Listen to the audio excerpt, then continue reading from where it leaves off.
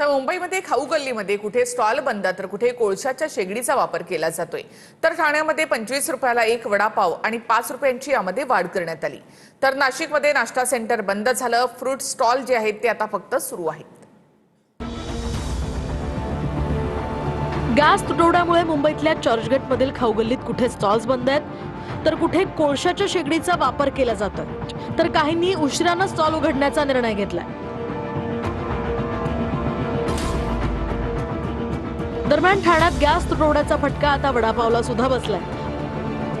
वडापावच्या किमतीत 5 रुपयांची वाढ झाली आहे। सर्वसामान्यांना परवडणारा वडापाव महागल्यानं ग्राहकांमध्ये नाराजी आहे।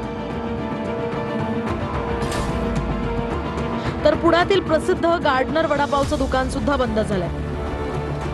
गॅस टंचाईमुळे दुकान बंदचा या ठिकाणी बोर्ड लावण्यात आलाय। तर इकडे नाशिकमध्ये अनेक ठिकाणी नाश्ता सेंटर्स बंद झालेत। गॅस नसल्यानं अनेक व्यावसायिकांनी नाश्त्याऐवजी फ्रूट स्टॉल लावायला सुरुवात केली आहे। दरम्यान व्यावसायिक गॅस सिलेंडर नसल्यामुळे डोंबिवलीत सुद्धा हॉटेल साहेबराव बंद करण्यात आलंय। या परिस्थितीमुळे हॉटेल व्यावसायिकांना मोठा आर्थिक फटका बसलाय। कर्ज काढून 3 महिन्यांपूर्वीच खरं तर मोठ्या आशेनं एका तरुणानं हे हॉटेल सुरू केलं होतं। सोलापुरातही चहा व्यावसायिकाकडे 2 दिवस पुरेल इतकाच गॅस साठा शिल्लक आहे। गॅस संपल्यानंतर कामगारांवर बेरोजगार होण्याची वेळ येणार आहे। रोजी रोटी बंद झाल्यावर काय करायचं असा सवाल या व्यावसायिकांना भेडसावतोय।